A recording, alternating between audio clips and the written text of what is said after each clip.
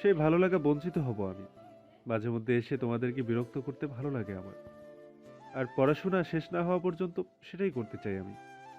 আবার ভাইয়ার কথাই ধরো, সে নতুন চাকরিতে জয়েন করেছে। তাই আপাতত ভাইয়াকে বিরক্ত করতে চাচ্ছি না।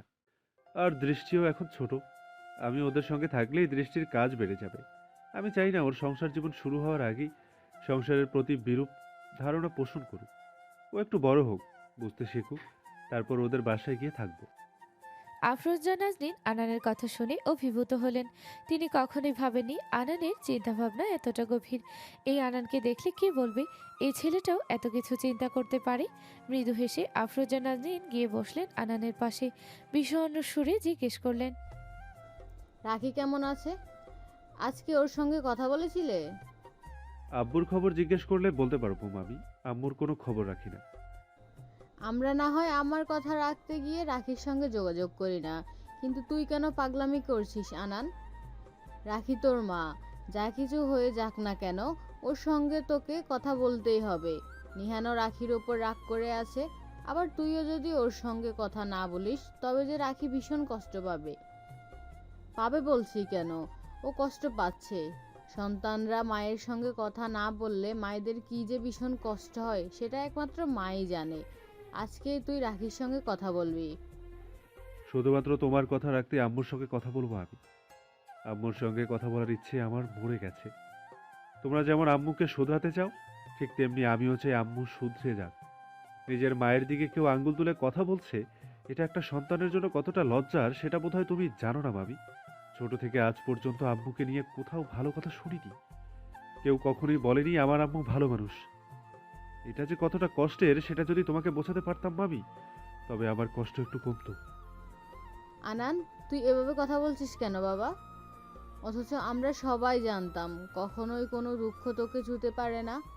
আর সেই তুই যদি এভাবে ভেঙে পড়িস তাহলে আমরা যে কষ্ট পাবো, আমাদের মনে হবে শুধুমাত্র আমাদের জন্যই তুই কষ্ট পাচ্ছিস। আম্মাও কষ্ট পাবে। সব কিছুর জন্য নিজেকে দোষী মনে করবেন তিনি। আফরোজা নাজনীনের কথা শেষ হতে না হতেই আনান স্বভাবসুলভ ভঙ্গিতে বলল, কে বলেছে আমার মন খারাপ, আমি কষ্ট পাচ্ছি? একবার তার নাম বল, আমি তাকে চটকনা দেব। আমাকে তো চেনো না, আমি কি করতে পারি সেটাও জানো না। কি করতে পারো তুমি? শিকতা জিজ্ঞেস করলো। কি আবার পারবো? কেউ কিছু বললে জুস খেতে খেতে বাসায় আসবো। আমি সবাইকে দেখিয়ে দেবো জুস আমার কতটা প্রিয়। আনানের কথা শুনে খিলখিলি হেসে উঠল শিকতা। আনান আর চোখে তাকালো শিকতার দিকে। এই মেয়েটাকে দেখলে ওর সকল কষ্ট নিমিশেই উবে যায়। ওর ভালো থাকার কারণই শিকতা। ভাইয়া, আজকে কিন্তু তুমি হোস্টেলে যেতে পারবে না, আমি যেতে দিব না। অনেকক্ষণ পর কুহু কথা বলল, বিয়ে হতে না হতেই তুই আমাকে আদেশ করছিস কোকিলা? একটা বড় ভাবলি না তোর আদেশ শুনলে আমার বুকে ব্যথা করতে পারে? এই তোর ভাইয়ের প্রতি ভালোবাসা, প্রয়োজন নেই আমার এমন ভালোবাসার।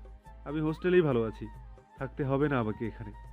আমার কাছে হোস্টেলের ডালবিহীন পাতলা ডাল, পচা আলুর তরকারি এসবই পারফেক্ট আছে। এসবের স্বাদ যদি তুই জানতি তবে আমাকে এখানে থাকতে বলতিস না। তোর শাশুড়িরা আমাদের হোস্টেলের রাঁধুনির মতো কোনোদিনই রান্না করতে পারবে না।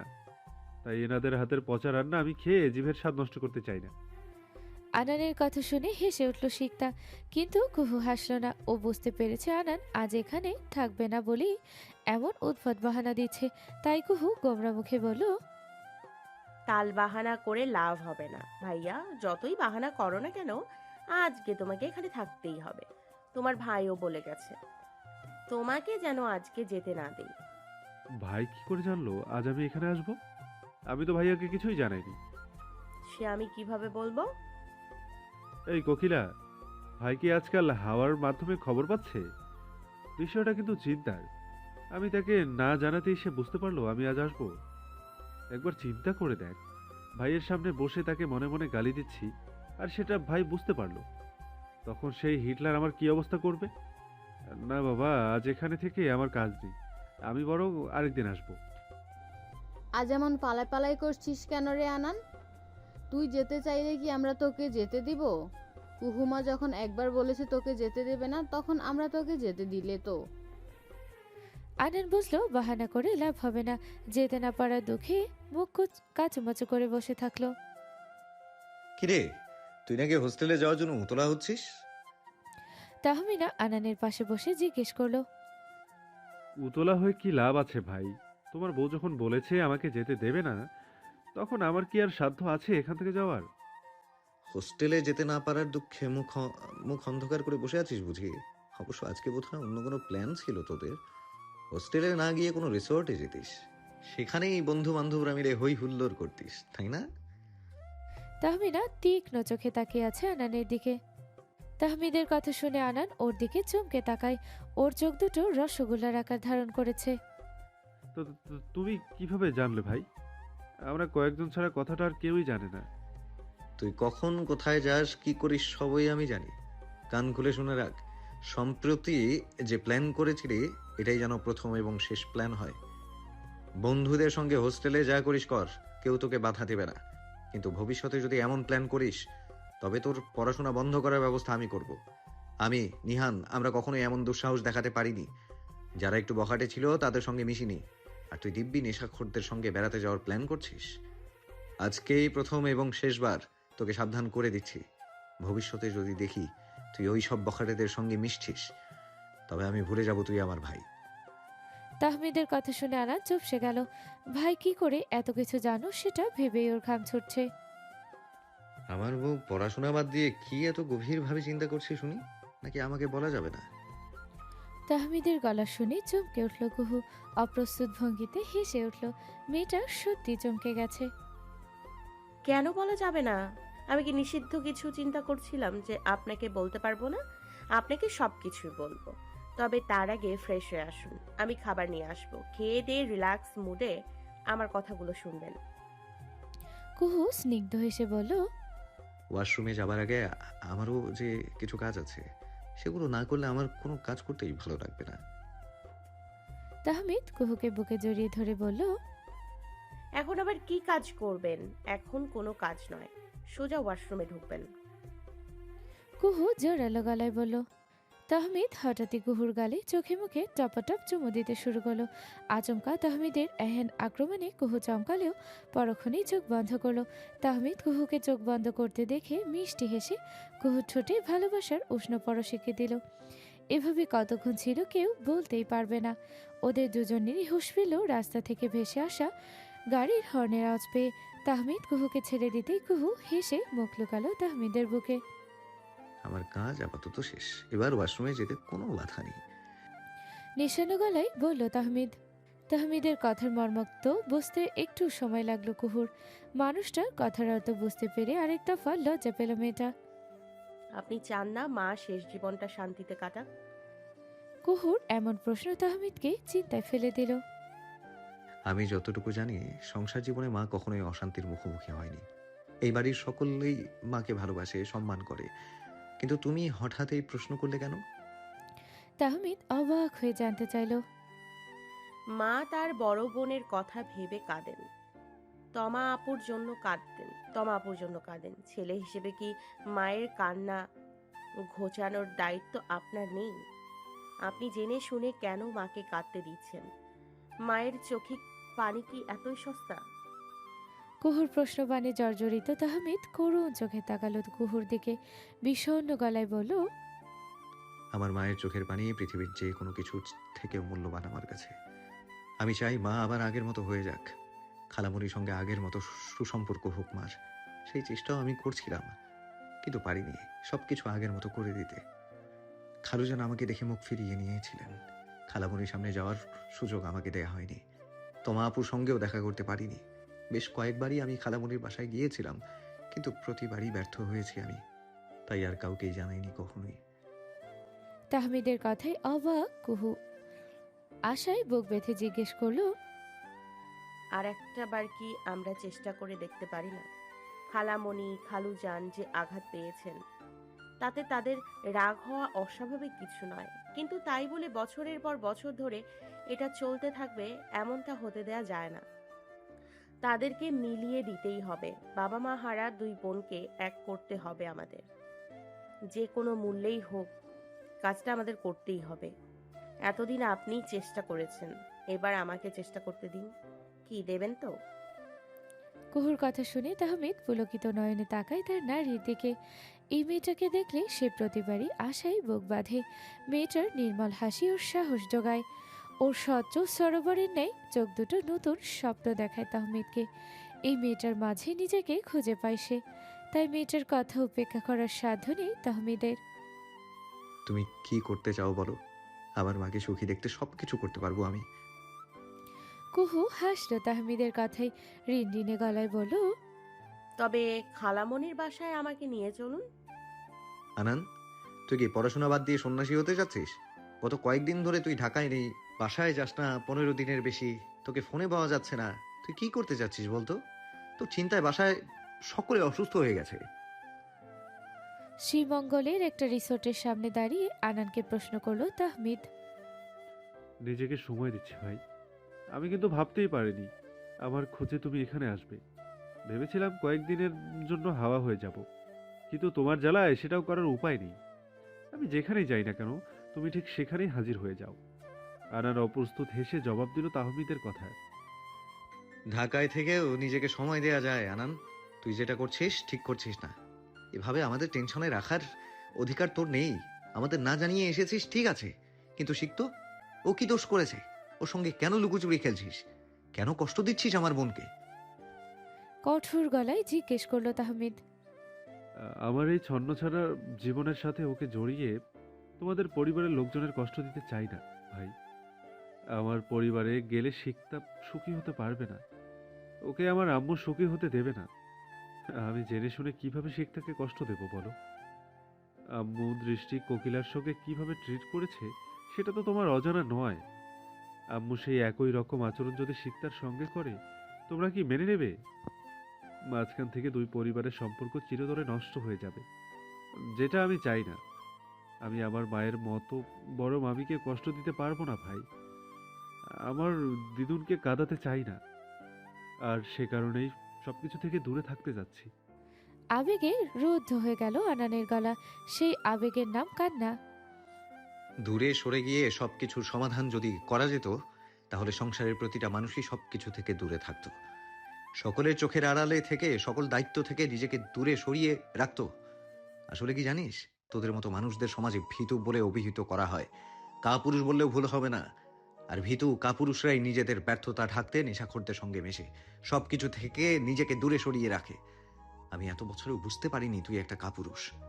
সমস্যার সমাধান করার বদলে তুই নতুন সমস্যার সৃষ্টি করছিস, সকলকে কষ্ট দেওয়ার পায়তারা করছিস। কি ভাবি এসব করে?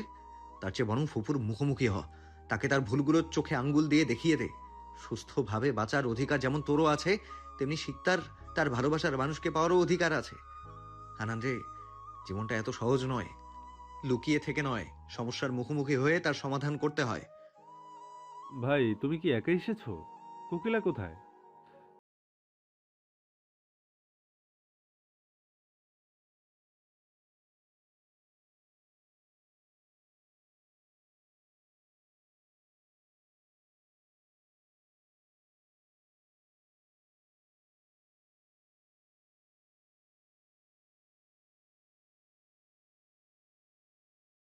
সেটা জেনে নিই।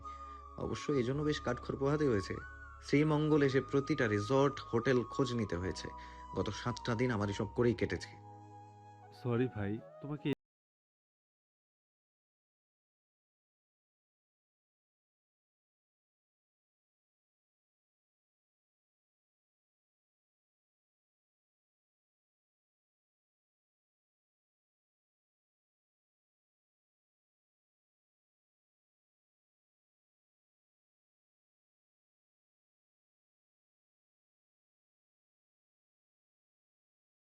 দাও আমাকে।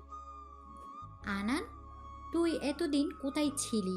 ফোনও বন্ধ করে রেখেছিস। আমাদেরকে চিন্তায় রেখে কি শান্তি পাস তুই? রাখি আক্তার ছেলেকে দেখে আবেগে আপ্লুত হয়ে জিজ্ঞেস করলো। আনান শ্রীমঙ্গল থেকে সরাসরি নিজের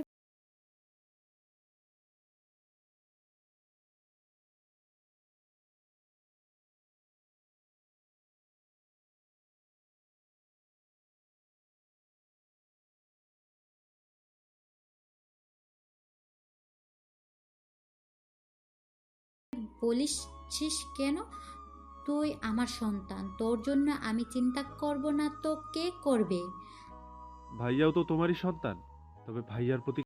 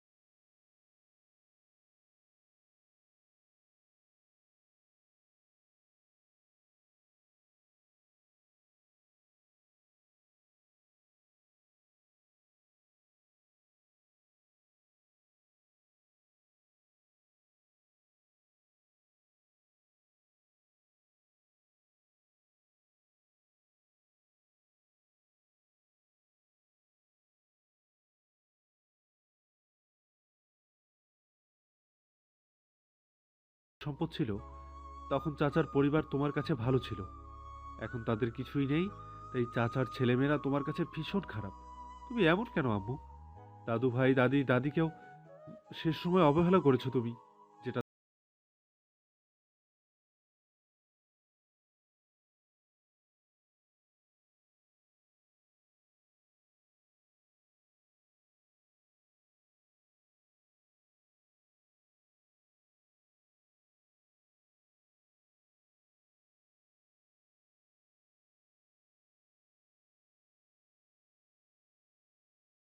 পাড়ায় অনুশোচনা হয়, কুহুদের প্রতি করা অবিচারের জন্য অনুশোচনা হয়। মাঝে মধ্যে মরে যেতে ইচ্ছে করে, শুধুমাত্র তোমার কারণে আমার নিজেকে শেষ করে দিতে ইচ্ছে করে। এক নাগাড়ে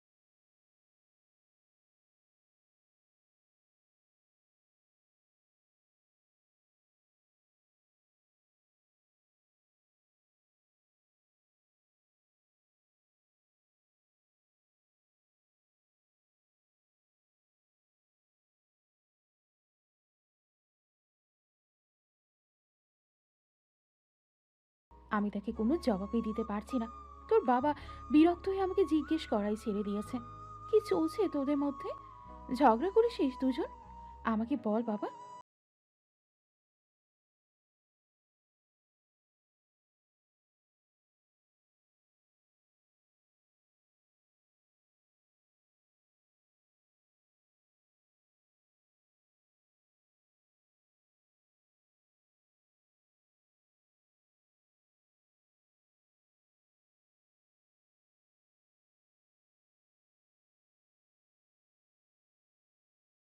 মায়ের উৎকণ্ঠা দেখে হাসল তাহমিদ। মাকে বোঝানোর চেষ্টা করলো। মেয়েটা বাসায় না আসা পর্যন্ত শান্তি পাচ্ছি না আমি। ওকে ছাড়া বাড়িটা কেমন ফাঁকা ফাঁকা লাগছে। বাপ, আমাকে একটা কথা বল, মেয়েটা ঠিক মতো খাওয়া দাওয়া করছে তো? পড়াশোনা হচ্ছে ওর?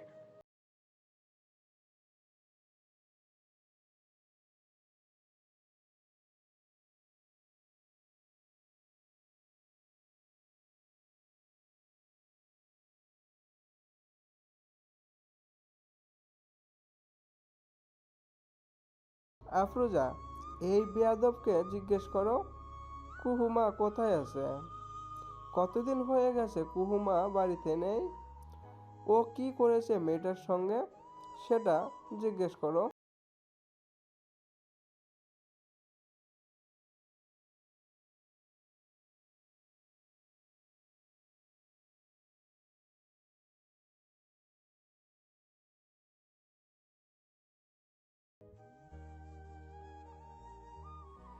সাবির আহমেদ রাশেদিন এবার ছেলেকে জিজ্ঞেস করলেন।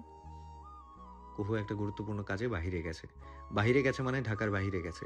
আমি ওকে পাঠিয়েছি, আর কিছুদিনের মধ্যেই ও বাসায় ফিরবে। এর বেশি কিছুই বলতে পারবো না আমি। তা পারবে কেন? আমরা কি এই পরিবারের কেউ নাকি তোমার কেউ?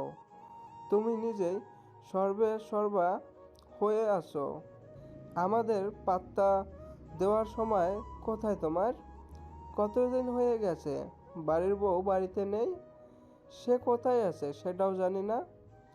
বাবা মা হারা মেয়েটার কিছু হয়ে গেলে নিয়াজকে মুখ দেখাতে পারবো না। কি জবাব দিব নিয়াজকে?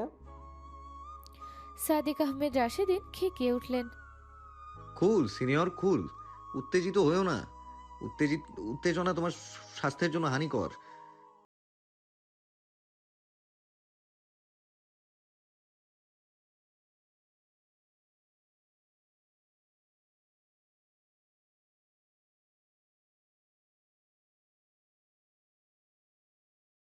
পারি